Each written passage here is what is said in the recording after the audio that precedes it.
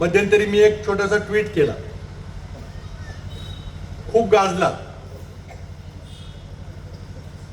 मी म्हटलं की कदाचित महिनाभरात मराठी माणूस भारताचा पंतप्रधान होईल.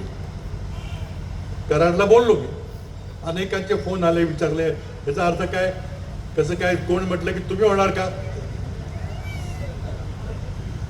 कारण कोणाला माझी पार्श्वभूमी माहीत नव्हती. आता मराठी माणूस पंतप्रधान व्हायचा झालं तर आत्ता बसला माणूस त्याला बाजूला गेलं पाहिजे. म्हणून आधी मी अधोरेखित केलं की नाव न घेता बहुतेक बदल घडण्याची शक्यता मला दिसते.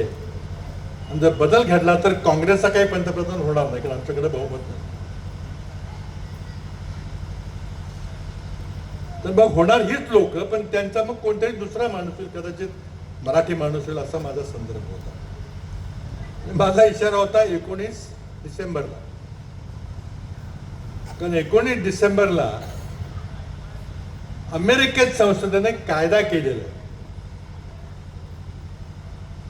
19 नोव्हेंबरला कायद्यावर राष्ट्रपती ट्रम्प साहेबांनी सही केली आणि तो कायदा झाला. आणि कायद्यामध्ये असं म्हटलेलं आहे की अमेरिकेत एप्स्टीन नावाचा एक माणूस होता, इस्रायलचा गुप्तहेर होता. त्यानं जो धुमाकूळ घातलेला आहे अमेरिकेमध्ये, त्याचा पर्दाफाश होणार आहे. तो आपल्या विविध प्रासादामध्ये, मोठ्या मोठ्या हिमल्यामध्ये, बंगल्यामध्ये सगळे कॅमेरे ठेवून, व्हिडिओ करून सगळ्या बड्या बड्या मोठ्या लोकांची छायाचित्रण केलेली आहे. ती सगळी छायाचित्रणं, ते सगळे फोटोग्राफ अमेरिकन संसद कायदा करून एका महिन्याच्या आत म्हणजे 19 डिसेंबरला जाहीर करणार आहेत. यात कोणाकोणाचे नाव आहेत,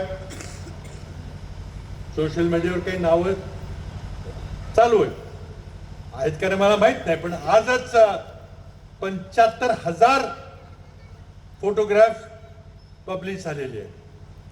20,000 ईमेल्स प्रकट झालेले आहेत.